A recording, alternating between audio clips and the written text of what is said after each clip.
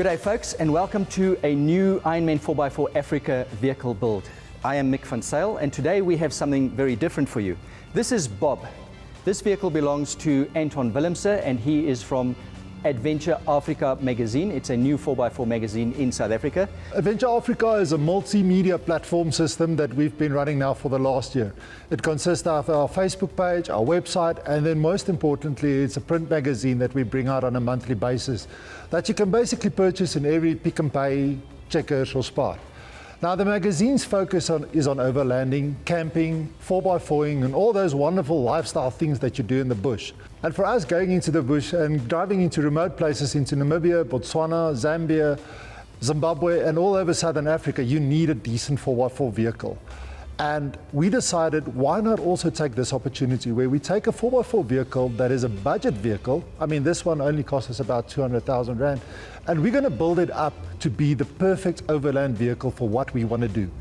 Bob is the budget overland build and will feature in the magazine. And he's asked us to give the vehicle some love. And I'll get into what we're going to do shortly. First, a little bit about the vehicle. This is a 100 series Land Cruiser. This particular vehicle is a 2004 model, so it is 17 years old. It's done about 270,000 Ks, so she's just run in and she's ready for some serious work now. 4.7 litre V8 petrol motor, so a great vehicle if you can stomach the fuel bill at the fuel station. In automatic wagon. These vehicles are great vehicles for a budget overland build because even at this age with this mileage, they are still in perfect running condition and they're a great platform for you to create your overland rig. Now, when these vehicles were launched, they replaced the 80 series Land Cruiser. That was the previous rendition of the Land Cruiser wagon for Toyota. Those vehicles had solid front and rear axles with coil springs and telescopic shocks all around. When they launched the 100 series though, they opted to change for independent front suspension with torsion bar springs on the front. Now, torsion bar is basically a long twistable rod like this. They're mounted longitudinally along the chassis leg of the vehicle, one on either side. The rear of the torsion bar is mounted to a bracket that is adjustable, so you can adjust the ride height of the front of the vehicle on that bracket. The front end is attached to the control arm, and by adjusting the torsion bar bracket at the back, you're actually pushing the control arms down, pushing the wheels into the ground, and therefore lifting the body up. It's a great suspension system. They're used on, they were used on old Porsche racing cars. Most of the pickups in this country on the front use torsion bars up until very recently. So a really robust, slow-acting, great spring. The issue with a torsion bar, however, is that once you start hanging bull bars, winches, dual batteries off the front of the vehicle, they tend to drag the nose of the vehicle down, and that was the complaint on this vehicle since the get-go. So what Toyota opted to do is relaunch this same wagon, but with a solid axle in front with conventional coil springs like the previous 80 series Land Cruiser. Now it's important to note that that particular model, that's 100 series with solid axle, is strictly speaking referred to as the 105 series. So if you are hunting for one of these vehicles, always remember that a true 100 series independent front end, a 105 series is axle with coil springs. Unfortunately, everybody refers to them all as 100 series. This is an IFS model. They tend to be more comfortable than the solid axle vehicle, and some people would say that they don't articulate as well in front, but these vehicles have all got great off-roading ability, so I've never found that to be inhibitive.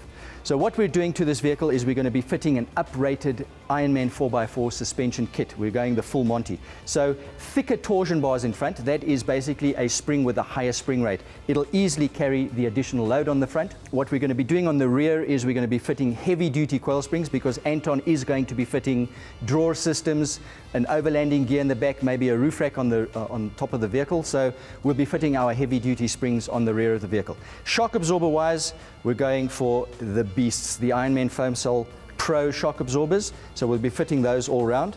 Now for us, the suspension is a very important thing. Because this thing has got adjustable suspension heights and everything, we were worried about when we get into the bush that we might get some mechanical problems.